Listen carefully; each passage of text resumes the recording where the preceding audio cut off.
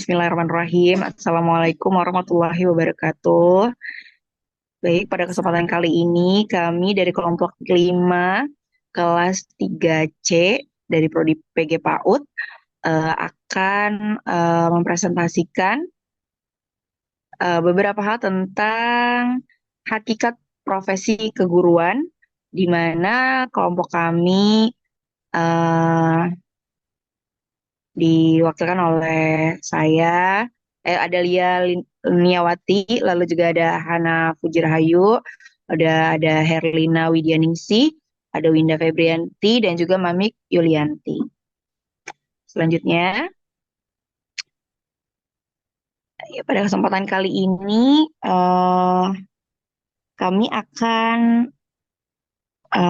mempresentasikan hakikat profesi keguruan, di mana eh, pengertian dari profesi ini adalah profesi sendiri itu adalah kata serapan dari sebuah kata dalam bahasa Inggris, yaitu profes, yang dalam bahasa Yunani adalah, aduh nggak bisa terima, yang dalam bahasa Yunani sendiri itu bermakna janji untuk memenuhi kewajiban melakukan suatu tugas khusus secara tetap atau permanen.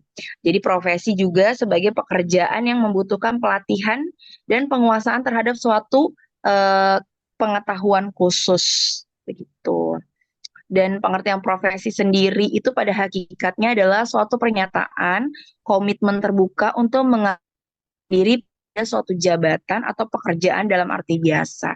Karena seseorang merasa terpanggil untuk melakukan pekerjaan itu. Jadi artinya apa memang sudah berkomitmen gitu dalam diri gitu ya, bahwa seseorang ingin melakukan kegiatan ini gitu ya.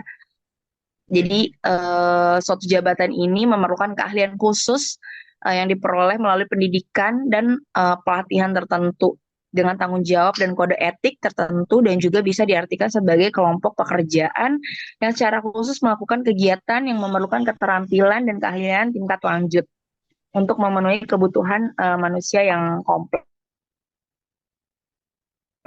Selain itu juga kependidikan, di mana di latar belakangnya oleh sifat naluriah manusia, di mana manusia itu mendorong pengakuan bahwa sifat manusia ini adalah terus belajar demi mencapai suatu kesempurnaan dan kebahagiaan hidup.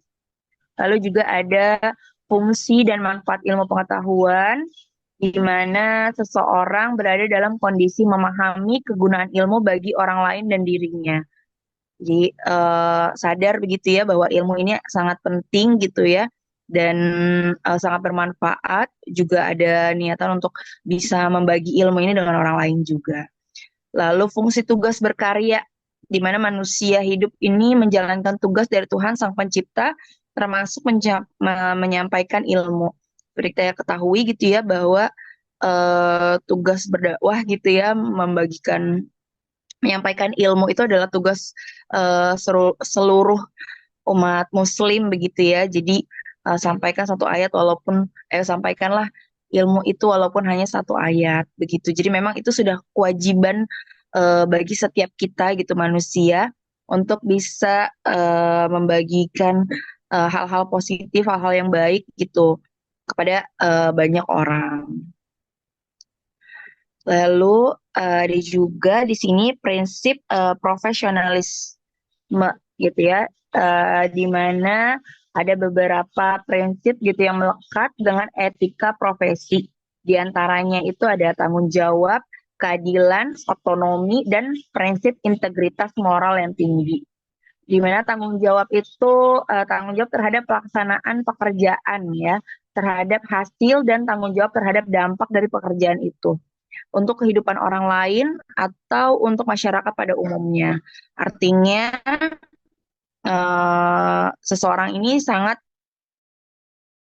memahami gitu ya bahwa dampak dari pekerjaan dia itu apa, menghasilkan apa gitu ya. Jadi betul-betul harus menjalankan tanggung jawabnya sesuai dengan tugasnya dengan sebaik-baiknya. Lalu juga ada keadilan, di mana prinsip ini menuntut guru untuk memberikan kepada siapa saja apa saja yang menjadi haknya. Jadi tidak boleh memilah dan memilih begitu sesuai sesuka hati gitu ya, tidak seperti itu begitu bah. Karena ilmu ini sendiri adalah eh, apa hal yang memang harus dibagikan gitu ya. Tadi yang tadi saya katakan juga bahwa berdakwah itu adalah kewajiban kita gitu ya, dan setiap orang berhak untuk mendapatkan informasi yang terbaik begitu. Lalu ada juga otonomi. Prinsip ini menuntut agar setiap kaum profesional memiliki dan diberi kebebasan dalam menjalankan profesinya, tetapi dibatasi tanggung jawab dan komitmen profesionalnya sehingga tidak mengganggu kepentingan umum. Lalu yang terakhir itu adalah prinsip integritas moral yang tinggi, di mana prinsip ini menuntut adanya komitmen pribadi dalam menjaga keluhuran profesi yang dimilikinya. Lalu ada juga dasar hukum profesi pendidikan, di mana pendidik harus menurut Undang-Undang Nomor 20 Tahun 2003 tentang Sisdiknas pada pasal 42 ayat 1 yang berbunyi pendidik harus memiliki kualifikasi minimum dan sertifikasi sesuai dengan jenjang kewenangan mengajar. Selain itu juga sehat jasmani, rohani, serta memiliki kemampuan untuk mewujudkan tujuan pendidikan nasional. Selain Undang-Undang Nomor 20 tadi juga ada Undang-Undang Nomor 14 Tahun 2005 ya, tentang guru dan dosen pada pasal 8, 9, dan 10. Pasal 8 itu guru wajib memiliki kualifikasi akademik, kompetensi, sertifikat pendidikan, sehat jasmani, dan rohani, serta memiliki kemampuan untuk mewujudkan tujuan pendidikan nasional. Yang pasal 9-nya itu adalah kualifikasi akademik, di mana dimaksud dalam pasal 8 diperoleh melalui pendidikan tinggi, program sarjana, atau program diploma 4. Lalu pasal 10, kompetensi guru sebagaimana dimaksud dalam pasal 8 meliputi kompetensi pedagogik, kompetensi kepribadian, kompetensi sosial, dan kompetensi profesional yang diperoleh melalui pendidikan profesi. Lalu ada juga Peraturan Menteri Pendidikan Nasional nomor 16 tahun 2007 pasal 1 ayat 1 menjelaskan pula gitu ya tentang kualifikasi dan kompetensi guru, di mana berbunyi setiap guru wajib memenuhi standar kualifikasi akademik dan kompetensi guru yang berlaku secara nasional. Kualifikasi akademik minimal itu ada uh, D D4 gitu ya, atau S1 program studi pendidikan yang sesuai dengan bidangnya. Itu artinya selinier gitu ya. Lalu juga ada 4 kompetensi guru. Yang pertama itu ada kompetensi pedagogik, kompetensi kepribadian, kompetensi sosial, dan juga kompetensi profesional. Selanjutnya, materi selanjutnya itu kompetensi yang harus dimiliki guru profesional. Pada bagian ini akan disampaikan oleh Bunda Lia. Dipersiapkan pada Bunda Lia. Mohon maaf, saya Bun. Ya, silakan Oh Bunda iya, Winda. silakan Bunda Winda. Terima kasih Bunda Hana atas kesempatannya. Baik, pada kesempatan ini saya akan menjelaskan terkait dengan kompetensi yang harus dimiliki seorang guru profesional ya. Yaitu ada kompetensi pedagogik, terus kemudian profesional, kompetensi sosial, dan kompetensi kepribadian. Apa itu kompetensi pedagogik? Yaitu kemampuan guru dalam mengelola pembelajaran. Nah, ini mencakup pemahaman tentang karakteristik peserta didik, metode pembelajaran yang efektif, penyusunan kurikulum, serta evaluasi proses dan juga hasil pembelajaran. Guru yang memiliki kompetensi pedagogik mampu menciptakan lingkungan belajar yang kondusif dan juga memberikan pengalaman belajar yang efektif bagi peserta didiknya. Terus kemudian ada kompetensi profesional ya. Ini maksudnya penguasaan guru yang memiliki penguasaan materi atau keahlian di bidang yang diajarkan. Guru harus memiliki pengetahuan yang mendalam tentang materi pembelajaran dan mampu menyampaikan informasi tersebut secara tepat dan juga menarik. Terus kemudian ada kompetensi sosial. Kompetensi ini adalah kemampuan berinteraksi dan berkomunikasi secara efektif dengan peserta didik. rekan kerja, orang tua, dan juga masyarakat. Guru yang memiliki kompetensi sosial yang baik dapat membangun hubungan positif dengan semua pihak terkait, sehingga mampu menciptakan lingkungan belajar yang nyaman dan juga harmonis. Dan terakhir, kompetensi kepribadian. Nah, karakteristik kepribadian yang harus dimiliki seorang guru, seperti integritas, etika, dan juga tanggung jawab. Guru dengan kompetensi kepribadian yang baik mampu menjadi teladan, bersikap adil, memiliki rasa percaya diri, dan juga komitmen terhadap profesinya. Selanjutnya ada karakteristik profesi. Profesi. Ini ada keterampilan berdasarkan keahlian ya. Setiap profesi memerlukan keterampilan dan juga pengetahuan khusus yang tidak bisa dipelajari secara instan, tetapi harus melalui latihan dan juga pengalaman yang insentif. Dalam profesi guru, keterampilan ini meliputi penguasaan materi, metode pembelajaran, dan juga keterampilan dalam pedagogis. Terus kemudian pendidikan yang ekstensif.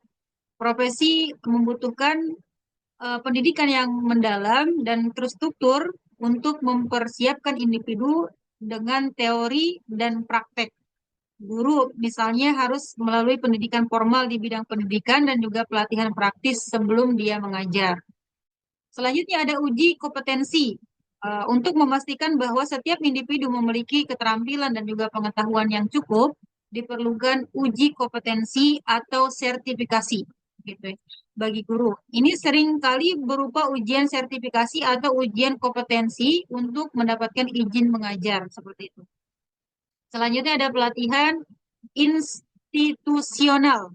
Ya, profesi biasanya memerlukan pelatihan yang diadakan oleh institusi, institusi resmi, atau lembaga pendidikan tertentu. Calon guru misalnya harus melalui pendidikan di lembaga pendidikan yang sudah diakui seperti sekolah pendidikan atau universitas. Selanjutnya ada literasi. Sebagian besar profesi memerlukan literasi dan juga sertifikasi sebagai bukti kualifikasi dan juga kemampuan guru dan juga kemampuan. Guru di banyak negara harus memiliki literasi mengajar sebagai izin untuk menjalankan profesinya secara sah. Selanjutnya, otonomi kerja. Profesi memberikan otonomi atau kebiasaan bagi bagi individu dalam melaksanakan tugasnya berdasarkan standar dan juga keahlian yang dimilikinya. Selanjutnya ada kode etik ya. Setiap profesi memiliki kode etik yang mengatur perilaku dan juga tanggung jawab anggotanya. Dan terakhir, status dan imbalan tinggi. Profesi biasanya dihormati oleh masyarakat dan mendapatkan status sosial dan imbalan yang sesuai gitu ya. Guru diharapkan memiliki status yang dihormati karena perannya dalam mendidik dan juga membimbing generasi muda. Baik, selanjutnya akan disampaikan oleh Bunda Ina. Dipersilakan Bunda Ina. Baik, terima kasih Bunda Hana dan Ulinda atas waktunya. Selanjutnya saya akan memaparkan materi selanjutnya tentang prinsip guru profesionalisme.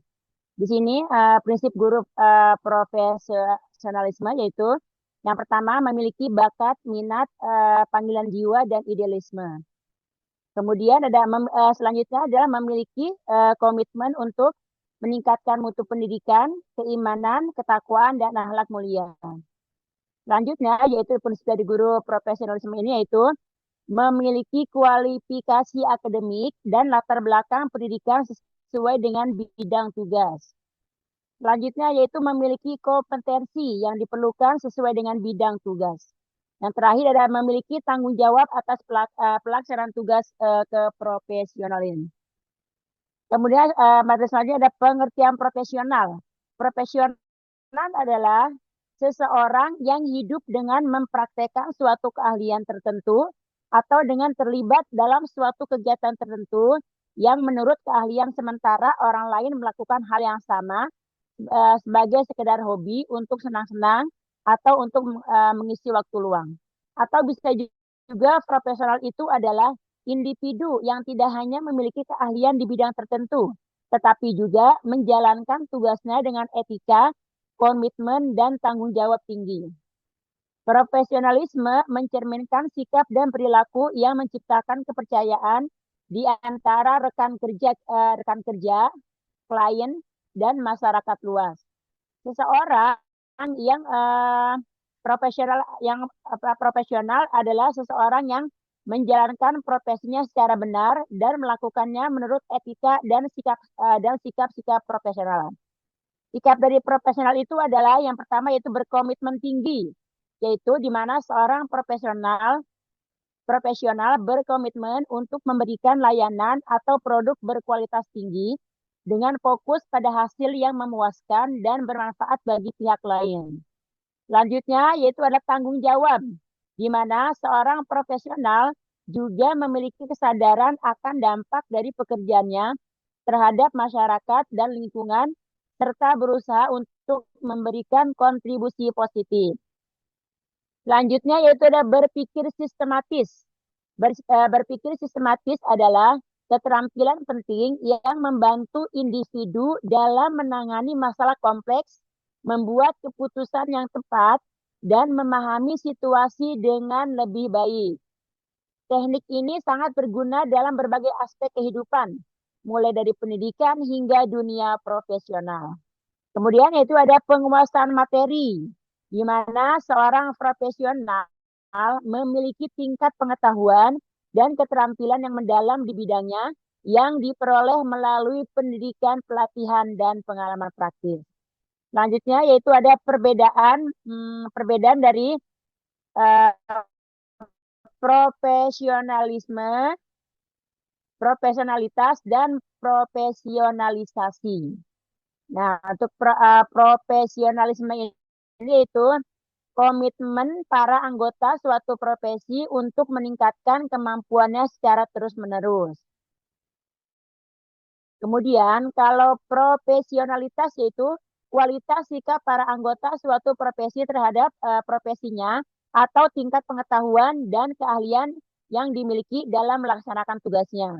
Kemudian, kalau profesionalisasi yaitu proses pendidikan dan latihan yang biasanya berlangsung lama dan insentif dan mencakup dua dimensi, yaitu peningkatan status dan peningkatan status dan peningkatan pelatihan.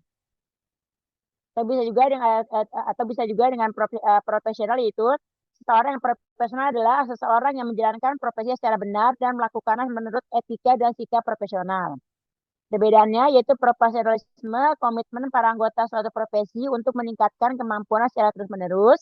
Kalau profesionalitas, kualitas sikap para anggota suatu profesi terhadap profesinya atau tingkat pengetahuan dan keahlian yang dimiliki dalam melaksanakan tugasnya.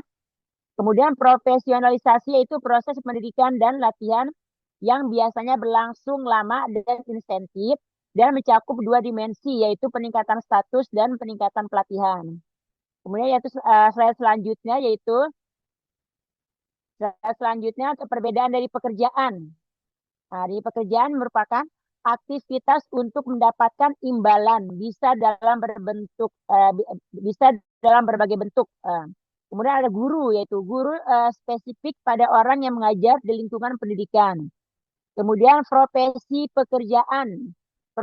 pekerjaan yang memerlukan keahlian khusus dan sering diatur oleh kode etik. Selanjutnya ada pendidik. Pendidik adalah istilah luas untuk semua yang terlibat dalam proses pendidikan. Selanjutnya ada profesional, adalah individu yang menjalankan pekerjaan dengan kompetensi tinggi dan etika. Selanjutnya, untuk materi selanjutnya bisa dilanjutkan dengan Bunda Lia. Ya baik, selanjutnya akan disampaikan oleh Umi Winda. Silakan Umi Winda. Maafun, bukan saya. Bunda Lia, kualifikasi profesional. Bunda Lia. Ya, baik, terima kasih Bunda Hana. Izin melanjutkan materi berikutnya, kualifikasi profesional di sini sebagai tenaga pendidik guru wajib memiliki keahlian khusus di bidang akademik. Keahlian khusus ini akan memudahkan guru menjalankan fungsi tugasnya dengan baik. Secara umum, kualifikasi profesional guru itu meliputi kompetensi di dalam ilmu pengetahuan, kredibilitas moral, dan juga dedikasi dalam menjalankan tugas, kematangan jiwa atau kedewasaan guru, dan juga adanya keterampilan teknis mengajar, juga kemampuan untuk membangkitkan etos dan motivasi anak didik. Berikutnya, selanjutnya silakan. Slide selanjutnya akan disampaikan oleh Bunda Mami. Baik, terima kasih Bunda Hana dan Bunda Lia. Selanjutnya saya akan memaparkan tentang pendidikan dalam pandangan Islam. Menurut Mukhlis, pendidikan dalam Islam adalah setiap orang dewasa yang karena kewajiban agamanya bertanggung jawab atas pendidikan dirinya dan orang lain. Dalam Islam, pendidikan adalah bapak rohani yang memberikan ilmu pembinaan akhlak mulia dan menunjukkan kebenaran kepada peserta didiknya. Oleh karena itu, pendidik mempunyai kedudukan yang sangat tinggi. Orang tua merupakan pendidik pertama dalam keluarga secara alami. Jadi guru adalah figur yang menarik perhatian semua orang karena figur guru itu ada bermacam-macam. Contohnya guru silat, guru mengaji, guru sekolah, dan lain-lain. Slide selanjutnya. Nah, 4 martabat guru dalam Islam. Yang pertama itu adalah mudaris. Mudaris adalah guru yang sebatas mengajarkan pengetahuan atau mata pelajaran yang menjadi keahliannya. Selain itu, tidak punya kepentingan apapun terhadap peserta didik. Kemudian, yang kedua, mu'alim, yaitu guru yang lebih mahir daripada mudaris. Ia tidak hanya menyampaikan ilmu pengetahuan sesuai keilmuannya, tetapi menghubungkan dengan ilmu lain yang berhubungan dengan keahlian yang dimilikinya. Selanjutnya yaitu mursyid. Mursyid ini menunjukkan jalan untuk menuju kebenaran. Nah, yang keempat, ini adalah tingkatan murabbi, yaitu seorang guru yang tidak sekedar menunjukkan jalan kebenaran, tetapi ia mengasuh, memelihara, merawat, merangkul dengan sabar dan tidak putus asa hingga mengantarkan muridnya benar-benar menjadi manusia yang berakhlak mulia. Sering kita dengar pepatah mengatakan adab dulu baru ilmu, ya. Karena ilmu tiada artinya tanpa memiliki adab. Sedangkan puncak dari ketinggian adab adalah ketika engkau diam dan mendengarkan seseorang yang sedang bicara kepadamu tentang sesuatu yang engkau ketahui dengan baik, sementara ia tidak mengetahuinya. Demikian penjelasan tentang tingkatan 4 martabat guru dalam Islam dan pengertian pendidikan dalam Islam, dalam pandangan Islam. Selanjutnya, slide selanjutnya dilanjutkan dengan Akan Bunda disampaikan oleh Bunda Lia, Bunda. Terima kasih. Silakan Bunda Lia. Izin melanjutkan, di sini saya akan sampaikan tugas utama guru.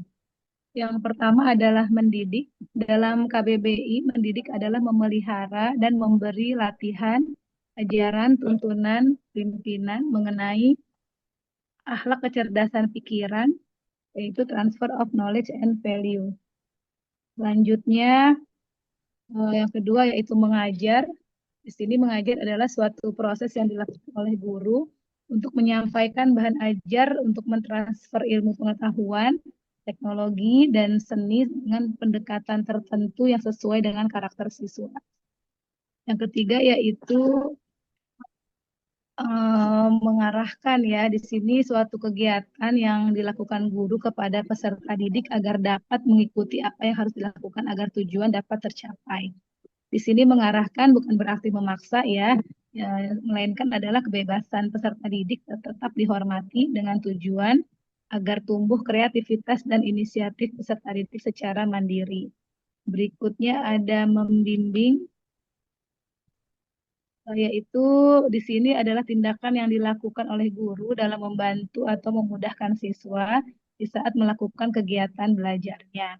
Proses ini dilakukan dengan memberikan contoh kepada siswa atau mempraktekkan keterampilan tertentu atau menerapkan konsep yang diberikan kepada siswa. Jadi ketika kita memberikan suatu kegiatan, maka guru hendaknya memberikan contoh dulu sebelum siswa-siswa melakukannya. Berikutnya ada melatih. Menurut Syarif 2008, melatih ini hakikatnya adalah suatu proses kegiatan untuk membantu orang lain mempersiapkan diri dengan sebaik-baiknya dalam usahanya mencapai tujuan tertentu. Dalam dunia pendidikan, tugas guru adalah melatih siswa terhadap fisiknya, mental, juga emosi, serta keterampilan atau bakat siswa. Selanjutnya ada menilai. Di sini menurut BSNP 2007 di ayat 9, penilaian merupakan serangkaian kegiatan dalam memperoleh, menganalisis, dan menafsirkan data tentang proses dan hasil belajar peserta didik yang dilakukan secara sistematis dan berkesinambungan, sehingga menjadi informasi yang bermakna dalam pengambilan keputusan. Tugas guru menilai ini adalah menilai siswa pada aspek keterampilannya, sikapnya, dan juga pengetahuan yang dimiliki siswa. Berikutnya mengevaluasi. Di sini adalah proses yang sistematis untuk menentukan atau membuat keputusan sampai sejauh mana tujuan program yang telah tercapai menurut Gronlund tahun 1985. Demikian materi yang bisa kami sampaikan. Selanjutnya dipersilakan pada Bunda Hana. Iya, terima kasih teman-teman dan juga Bu Niken. Inilah materi kami pada hari ini tentang hakikat profesi keguruan. Mohon maaf atas waktu yang telah diberikan. Wassalamualaikum warahmatullahi wabarakatuh.